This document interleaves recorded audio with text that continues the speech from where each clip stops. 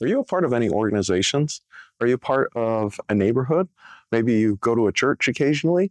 Maybe you are part of a business organization. Are you part of maybe some civic group? Are you part of a service organization? Have you noticed that as humans, we have this tendency to form into groups? It's a natural thing that happens for us. We don't typically like to be completely off by ourselves. I was talking with someone the other day who works with a lot of people who have trauma and emotional problems. And this person and I really came to the understanding through the course of a conversation that humans are very much social creatures by nature. But if we're scared or if we've been hurt in some way, what we'll often do is instead of being a social creature, we'll kind of push ourselves off into the side and we'll go and we'll hide somewhere. And then we don't trust humans as much anymore. And we don't feel like we can fit in with that mold. When that happens, I've noticed a lot of people will go and they'll find something else that they can hold on to try and replace that need for social. And it doesn't always work. One of the big ones that I've seen is if people have been hurt too much or too many times or too deeply by other humans, what they'll often do is they'll turn to animals instead. And so animals, generally speaking, if you have a pet cat or a pet dog or something, oftentimes that pet will give you what you consider to be unconditional love. It'll allow you to be together, you can become friends, you can take care of it, and it's a safe place for you to experience some of that social bonding that humans need without the danger and the fear of connecting with other humans. Now, what difference does all this make in context of small business, big visibility? Well, the way that we live our lives is the way we run our business. So if you've been deeply hurt by people in the past and you're trying to recover from that, or maybe you've just given up on recovering from it, how is that affecting the way you're running your business? Are you comfortable being in groups? Are you scared of social settings? Are you scared of other people? Are you comfortable with other people? Do you trust other people or do you not trust other people? Where are you at on that spectrum of trust? Where are you at on that spectrum of not afraid to afraid?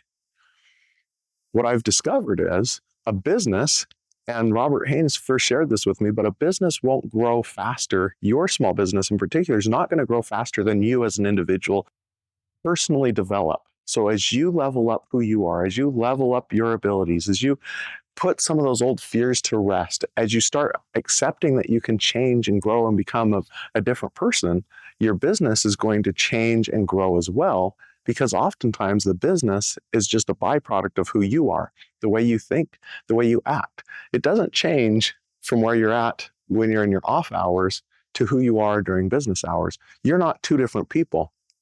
So bringing that same person in to how you do business is going to be critically important for everyone, your customers, your team, yourself. If you want to scale up, you've got to shift who you are. So do you have these limiting beliefs about humans? Do you have past baggage that has happened to you because of experiences you've had with other people? If so, what are some techniques you could do to help resolve that? Now, we just talked about how people often turn to animals, and that can be an indicator that you've been hurt, but that's not always a fix. So there's a lot of things, and there's a ton of different techniques and strategies that you could implement. And I'm not here to tell you all the different ones. I mean, the list goes on and on and on. There's traditional therapy. There's things like hypnosis. There's things like NLP. There's EFT. And then there's just the experience of going out and putting yourself out just a little bit, just slightly out of your comfort zone, and just having experiences that reaffirm the new belief that I can be safer than other people. Those kinds of things can happen as well in small little baby steps. I think that movie that was called, I think it was called What About Bob, where he's got all these problems. And throughout the course of the movie, he moves from not being able to do anything. He slowly steps out of his comfort zone, and they called it baby steps. And even though it's some crazy comedy, the principle of that is really sound, where you're going to take these small steps throughout your life to become a better person. And it doesn't have to be this huge, massive change all at once. It's something that you can do little by little. And as you're taking those steps, as you're moving forward, your body's naturally going to take that new data of what just happened of, oh, I just had an experience with another human and it went really well. I just had an experience hiring a new employee, and in this time it went really well. Last time was a disaster. Trust me, I know because I've had disaster employees. I actually had an employee that was working remotely and gave him a bunch of work. And he literally told me that he was working on it. And we'd check in every so often. And he was telling, and then at the end of the month, he came to me and said, "Hey, I got to tell you something. I literally have done no work for you all month. I was lying to you the entire month. I actually just played games the whole month. I'm sorry." That was one of my disasters. That's not the only one, but that was one of my early hiring disasters. So you're going to have these negative experiences. But then when you hire a good employee, you can totally change that and have a brand new experience, and your brain and your body can go and say, "Oh, okay, I did have that bad experience, but it's not representative of everything. That was one situation, one time, but I have this ongoing life, and my ongoing life is not stuck with that one bad experience I had." So as you're going out, think about some of the things that are holding you back, some of those fears.